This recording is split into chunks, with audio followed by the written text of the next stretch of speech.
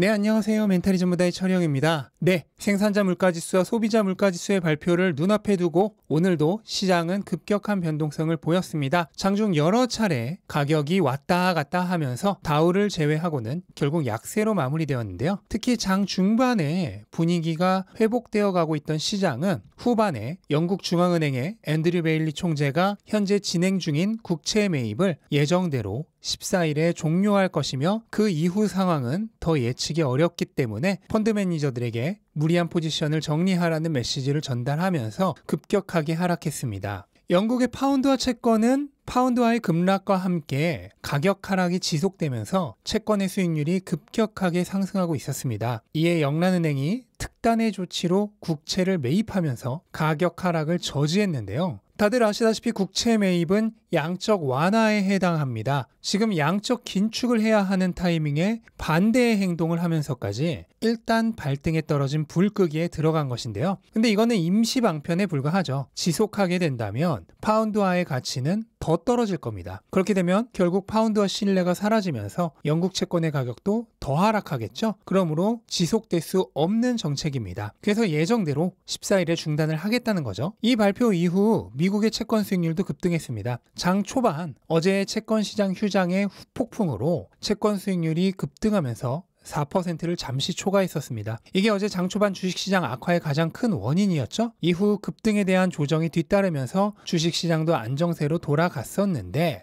다시 수익률이 급등하며 주식시장을 또 한 번 끌고 내려간 것입니다. 이렇게 시장 여건이 극도로 불안한 시국에서 생산자 물가와 소비자 물가가 연이어 발표됩니다. 우선 수요일에 생산자 물가가 발표되고 목요일에 소비자 물가가 발표되죠. 생산자 물가도 물론 중요하지만 바로 다음 날 발표될 소비자 물가에 아마도 완전히 묻힐 것입니다. 따라서 이번에는 목요일 소비자 물가가 가장 중요하다고 보시면 되고 현재 예상치는 지난달 8.3%보다 약간 하락한 전년 대비 8.1% 상승입니다.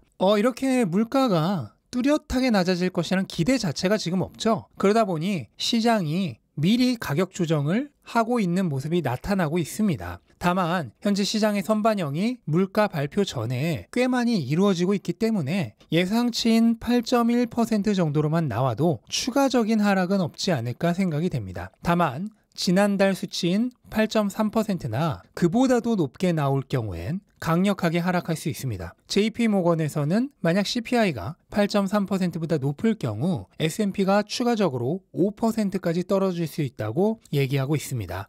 이렇게 온통 안 좋은 소식 같지만 경기 악화와 그로 인한 인플레이션 하락에 대한 신호는 아주 조금씩이지만 여러 방면으로부터 분명히 나타나고 있습니다. 지난주 제조업 지수가 팬데믹 이후 최저로 내려간 것도 그렇고 어제 뉴욕 연방은행에서 발표하는 소비자 인플레이션 기대치도 추가적으로 하락한 것이 나타났습니다. 특히 향후 1년간의 인플레이션 기대치는 올해 최저 수준인 5.4%까지 하락했는데요. 특히나 가계 지출 계획이 7.8%에서 6%까지 급락을 했는데 이는 2013년 이후 최대 하락폭입니다. 그만큼 소비자들의 지출 심리가 급격하게 얼어붙고 있다는 뜻이 됩니다. 다만 장기적인 인플레이션 기대치는 살짝 상승했는데 이건 오히려 내년부터 금리 인상 사이클이 종료될 것에 대한 기대 심리라고 볼 수도 있겠습니다. 또한 S&P 글로벌에서도 내년 미국의 GDP 성장률을 0.9%에서 0.5%로 하향 조정했고 IMF에서도 내년도 글로벌 경제 성장률을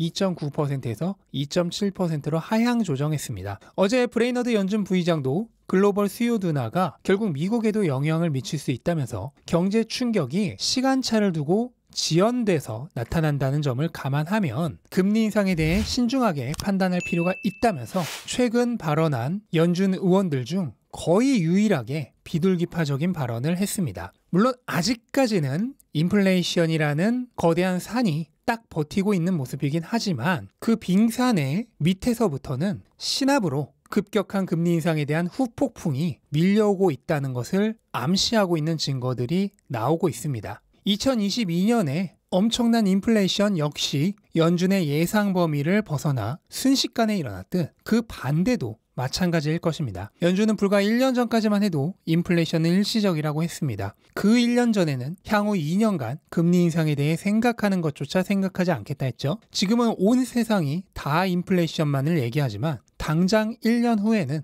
그 반대가 되어 있을지도 모릅니다. 확실한 건 변화는 시작할 때는 조짐들이 희미하게 모습을 드러내는 정도로 시작을 하지만 막상 일어나기 시작하면 순식간에 벌어진다는 점입니다. 네, 그리고 제가 어제 테슬라의 4분기 실적도 안 좋을 가능성이 있다는 말씀을 드렸는데 그중 가장 우려사항이 컸던 것은 중국에서의 수요 불안이었죠. 근데 어제 때마침 9월 중국 판매량이 발표가 되었습니다. 내수가 77,600대 정도, 그리고 수출이 5,500대 정도로 총 83,135대가 판매되었는데요. 이것은 지난달에 76,605대보다도 더 많은 수치였고 작년 동기보다는 무려 48% 증가한 수치이자 기가 상하이 한 달 판매량 중 가장 많은 판매량이었습니다. 지난 역대 최대 판매량은 2분기에 마지막 달이었던 6월에 78,906대였습니다. 이렇게만 보면 중국 내 수요가 문제가 없는 것처럼 보이지만 제 생각에는 아직 중국의 수요 감소 이슈를 완전히 해소해 줄 만큼의 데이터는 아니라고 생각이 듭니다. 상하이는 늘 각 분기의 가장 마지막 달에 수출을 최소화하고 내수에 집중하죠.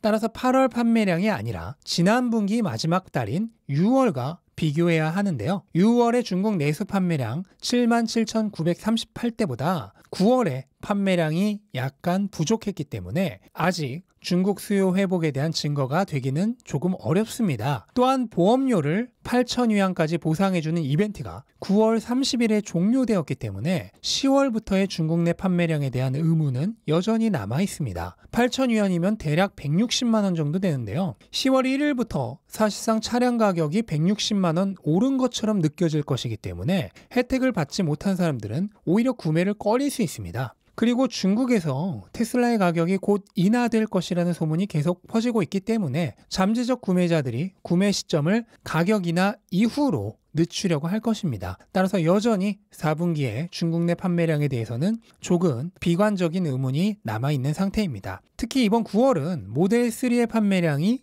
상대적으로 급증한 것이 눈에 띄는데요. 지난 6월에 모델 Y 판매량은 52,557대로 이번과 큰 차이가 나지 않지만 모델 3 판매량은 26,349대였는데 이번 9월에는 31,333대로 거의 20%나 증가했습니다. 이거는 역시나 모델 Y의 가격이 올해 급등하면서 보조금을 받을 수 있는 30만 위안을 넘어버린 게 크리티컬하게 작용하지 않았나 싶은 부분입니다. 결국 테슬라가 중국에서의 수요를 회복하려면 우선 모델 Y의 가격을 30만 위안 이하로 인하하는 게 가장 쉽고 빠른 해결책이 되지 않을까 생각이 됩니다. 만약 테슬라가 4분기의 가격을 인하하거나 아니면 정말로 인하할 가능성이 아예 없어 보이는 게 확실해지면 대기 수요는 다시 살아날 것입니다. 그리고 내년부터는 중국에서 플러그인 전기차에 대한 무료 번호판 판매가 도시별로 점차적으로 사라집니다. 아시다시피 중국의 대도시는 번호판을 판매하고 있죠. 특히 상하이와 같은 큰 도시의 번호판은 하나로 1천만 원이 넘어갑니다. 이건 정식으로 발급받을 때의 가격이고 빠르게 다른 사람의 번호판을 사려면 그 이상의 돈을 주고 사야 하기도 합니다. 그런데 지금껏 무료 번호판을 달 수 있었던 플러그인 전기차가 이제 돈을 내고 번호판을 사야 된다면 사람들의 수요가 순수 배터리 전기차로 몰리겠죠.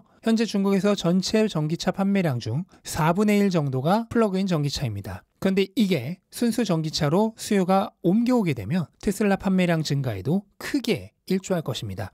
이런저런 데이터들이 혼재해 있긴 한데 결론적으로 내년부터의 테슬라의 중국 수요를 비관적으로 예측하기에는 아직 시기상조입니다. 오히려 4분기에 억제되었던 만큼 조삼모사격으로 그 물량이 내년에 더 증가할 가능성이 있습니다. 다만 어제도 말씀을 드렸듯 당장 4분기는 안 좋을 가능성이 꽤 크기 때문에 연말 주가에는 악영향을 미칠 가능성이 있습니다. 이 부분은 각자의 투자 상황에 따라서 감안하셔 판단을 하시면 될 것 같습니다. 네, 이렇게 오늘 시장 정리를 해봤고요. 내일부터 본격적으로 물가 관련 지표들이 발표가 됩니다. 아마 어느 정도 수치가 나오냐에 따라 시장이 정말 급격하게 요동을 칠 것으로 예상이 되는데요. 한 달간의 인플레이션이란 것은 결국 지극히 단기적인 지표에 지나지 않습니다. 반면 장기 투자자의 거래의 시간축은 경기 사이클을 뛰어넘어 있죠. 따라서 한 달간의 인플레이션 지수란 것은 그렇게 중요한 것이 아닙니다.